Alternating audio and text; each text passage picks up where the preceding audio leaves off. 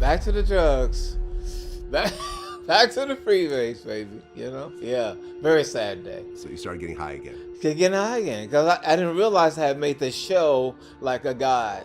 You know, because at the second time, you know, again, I was getting high with pimps and prostitutes, pimps and hoes. They said were my best audience. They were my fans, #1 fans. We thought we knew who Ernest Lee Thomas was. The lovable, nerdy Raj with thick glasses who made us laugh every week. See, I told you I didn't need any help getting into bed. But behind the cameras, Ernest Lee Thomas was living a nightmare. You know, with the drug dealers, because, you know, as a celebrity, you get more drugs, you know, because of who you are, you know. And if they're fans, you really get, you know. 20 years of crack cocaine, hotel rooms filled with paranoia, rock bottom with pimps and prostitutes in South Central LA. This is the story Hollywood tried to hide. In Gary, Indiana during 1949, a pregnant 16-year-old girl stood in a bathroom, coat hanger in hand, preparing to end what would become one of television's most beloved characters. Ernest Lee Thomas almost died before he was born. She was in the bathroom about to do the thing with the hanger, you know, because that's what they were told back then. One of her friends told her. And it just so happened my grandmother saw it and threatened her, and then that was it. His mother had already endured the pain of childbirth once at 16. She couldn't face it again, but his grandmother's intervention saved a life that would touch millions. Ernest wasn't Robert Thomas's son. He was the product of his mother's affair with William Barry. The name on his birth certificate was a lie, but the pain that followed was real. Growing up in Gary's Dory Miller projects, Ernest faced a daily gauntlet of humiliation. At Charles Drew Elementary, being poor meant being prey. The hand-me-down clothes marked him. The tight shoes from Jewish families his mother worked for branded him different. His thin frame made him an easy target. But the cruelest cut came from his own people. In a community where education was already undervalued, excelling academically made Ernest a target.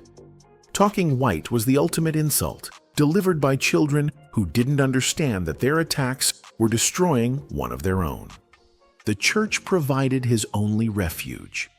Deep faith in Jesus Christ became his shield against a world that seemed determined to break him.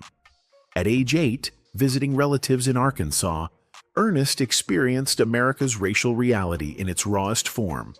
Forced to enter restaurants through the back door, watching cats eat scraps in the same space where black customers waited, he made a desperate prayer that would haunt him forever. 8 years old, Ernest prayed for God to make him white, believing that divine intervention could solve what seemed unsolvable, already understanding that his skin color determined his worth in America's eyes. When integration came to Gary, Ernest found himself one of the few black students at all-white Emerson High School. White parents lined the streets with homemade signs reading, "Go back to Africa." The hatred was palpable, organized, methodical. Yet somehow, Ernest survived, even finding unexpected allies among white classmates who warned him about coming conflicts without malice. College at Indiana State brought new challenges. A German sociology professor, possibly with Nazi sympathies, opened his first class with a hateful proclamation targeting minorities, Jews, and women. The all-white class laughed. Ernest sat silent, alone, processing the casual cruelty of academic racism. But college also brought discovery. A friend named Jake saw something in Ernest's natural mimicry and silly impressions. Jake insisted Ernest was a natural actor who could do anything those people on television could do. Ernest resisted, determined to become a social worker, to help people like himself. But when he auditioned for Prince Aeschylus in Romeo and Juliet, something clicked. The director wanted to hear his performance again immediately. That moment changed everything. Ernest Lee Thomas, the actor, was born in that college theater, but the boy from Gary's projects, the one who prayed to be white, who survived coat hangers and abandonment and daily humiliation, that boy would never fully disappear. By the time Ernest reached New York City in 1974, the American Academy of Dramatic Arts had already produced 75 Academy Award winners, including Robert Redford and Danny DeVito. It was the first English-speaking acting school in the world, and Ernest Lee Thomas was about to become one of its success stories. Broadway beckoned immediately. Before graduation, legendary director Dan Freudenberger chose Ernest for The Miracle Play, alongside Robert Guillaume. The school rarely allowed students to leave for professional work. They didn't think students were ready, but Freudenberger insisted that Ernest could handle the challenge. The New York Daily News raved about Ernest's performance, but success bred jealousy among his classmates. The kid from Gary was outshining actors with connections, money, and pedigree. After graduation, Hal Prince selected him for A Member of the Wedding, and Tony Perkins chose him for Don't Call Back. Ernest was the hot new face on Broadway, but his grandmother's voice echoed in his mind, asking when he would be on television. Broadway meant nothing to the women who raised him. Television was what mattered. Divine direction, as Ernest would later call it, led him to Los Angeles in 1975. During a taping of The Jeffersons, Isabel Sanford's agent spotted something special. The agent suggested Ernest would be perfect for a new pilot called Cooley High. The synchronicity felt supernatural. Ernest had been telling everyone he wanted to play Preacher Jackson from the original Cooley High film. Now, they were creating a TV version. The first pilot crashed. One camera not funny enough, too serious. Ernest felt like a failure, watching his dream dissolve. But ABC saw something in his screen test. They kept him, fired everyone else, and rebuilt the show around him. 3 cameras, laugh track, new cast. What's Happening was born. Fred Berry brought the street credibility. He'd been part of the Lockers, the legendary dance group that invented much of what became known as breakdancing and popping. Haywood Nelson provided the innocent sidekick energy. Shirley Hemphill commanded every scene as the wisecracking waitress. But Ernest was the center, the straight man, the heart of the show. Oh, it's like heaven on earth, you know. I mean, you know, you come from obscurity because Broadway, no one really knows you, you know. I mean, as far as the world stage, but you know, you do What's Happening, and people that you admire, you know, Sidney Poitier, Dr. Maya Angelou, Muhammad Ali. Sidney Poitier knew his name. Dr. Maya Angelou became a friend. Muhammad Ali watched the show. The kid who prayed to be white was now being celebrated by the people he most admired. Global recognition followed. What's Happening wasn't just a black show for black audiences. It proved that authentic black stories could appeal to everyone. During the show's run, Ernest came tantalizingly close to even greater fame. Alex Haley's Roots was casting Kunta Kinte, and it came down to 2 actors, Ernest Lee Thomas and LeVar Burton. Burton got the role that would define a generation, but the producers loved Ernest's screen test so much they created a role specifically for him. The irony was profound. Ernest, who had begged God to make him white, was now helping to tell the story of African ancestry that would awaken black pride across America. Yet he never watched a single episode. Slavery was too painful to witness, even in fiction. But success in Hollywood came with hidden costs. The very system that celebrated Ernest was already preparing to abandon him. In 1979, despite strong ratings and cultural impact, What's Happening was suddenly canceled. Ernest learned about it from a newsstand vendor, not from the network. On a devastating August day in 1979, the newsstand on Sunset Boulevard delivered the crushing blow. What's Happening was canceled. 3 seasons, millions of fans, cultural phenomenon, none of it mattered. Ernest Lee Thomas learned about his career's end the same way everyone else did, reading the trades. The Depression hit immediately. For 3 years, Ernest had been Raj Thomas, America's favorite nerdy teenager. Fan mail poured in daily. Celebrities sought him out. Muhammad Ali knew his laugh by heart, But now, at 30 years old, he was just another unemployed actor in Los Angeles. Cocaine became his companion. Not the powder that Hollywood executives used at parties, but freebase, the poor man's escape that was about to destroy America's inner cities. Mixed with Remy Martin and marijuana, it provided temporary relief from the crushing reality. He was no longer special. The Malibu house had to go. Eviction notices arrived like clockwork. The syndication checks that should have provided security went directly to drug dealers. Ernest moved back in with his sister, broke and broken, watching reruns of his own show late at night on black and white television. But the real nightmare was just beginning. In 1980, crack cocaine arrived in Los Angeles like a plague.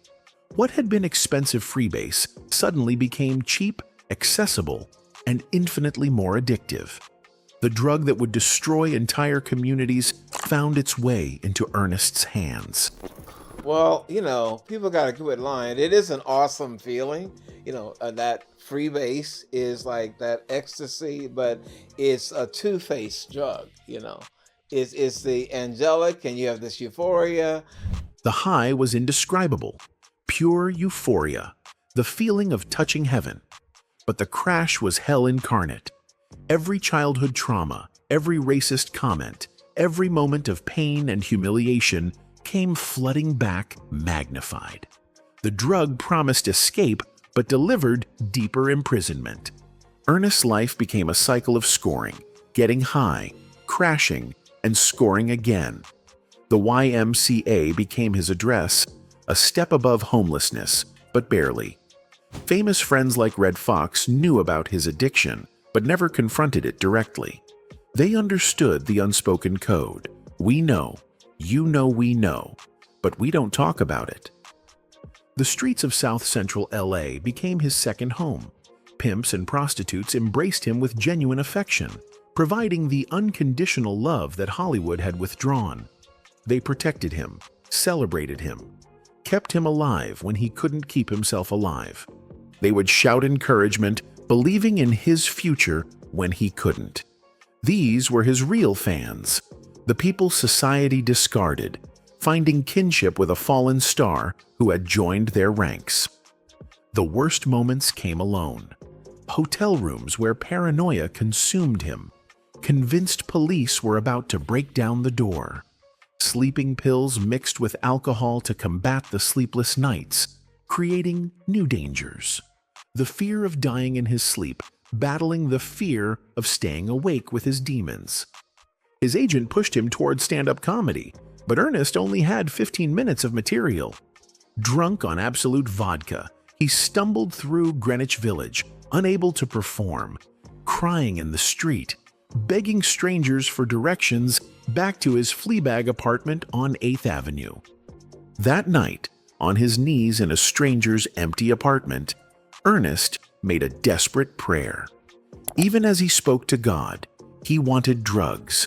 He wanted the freebase, but he knew he would die if divine intervention didn't save him. The prayer would be answered, but not immediately. 20 years of addiction stretched ahead. 2 decades of losing everything that mattered, one rock at a time. The 1980s blurred together in a haze of crack smoke and broken promises. Ernest Lee Thomas, the man who had made America laugh, was dying in plain sight. Hotel rooms became his prison cells, each one a potential crime scene where he might not survive the night. Being in a hotel, freebasing, alone by yourself, now the fears, are they gonna smell it? Are they gonna knock on the door anytime now? The police gonna come and put me in jail? But initially, the high, makes you oblivious to all of that. The pattern never changed. Score the drugs, find isolation, light the pipe, touch heaven for 30 seconds, then descend into paranoid hell for hours. Every sound in the hallway was police. Every knock was arrest. Every shadow was death creeping closer. But the real tragedy wasn't the drugs. It was the complete absence of help. When successful black actors fell from grace in the 1980s, there was no safety net, no intervention system. No rehabilitation infrastructure designed for people who looked like Ernest. Hollywood's rehab centers were for white celebrities with insurance and connections. Meanwhile, what's happening? Lived on in syndication, playing 4 times a night on television screens across America. Children who hadn't been born when the show aired were discovering Raj Thomas, falling in love with the character while the actor who created him begged for drugs on street corners. The cruel irony deepened in 1985 when Hollywood called again. What's Happening Now was greenlit for syndication, the sequel Ernest had campaigned for during his darkest moments. But success came with a devil's bargain. More money meant better drugs, and better drugs meant deeper addiction. Fred Berry, his old co-star Rerun, had his own demons. The man who had created breakdancing culture, who should have been wealthy from his innovations, was also trapped in the crack epidemic's grip. They never used together, both too paranoid, too protective of their remaining dignity. But they recognized the same haunted look in each other's eyes. Isolation became Ernest's preferred state. Using alone eliminated witnesses, reduced paranoia, allowed him to control his environment. But it also removed any possibility of intervention. No one could help a man who had disappeared completely from normal society. The streets provided his only genuine relationships. Pimps and prostitutes didn't judge him.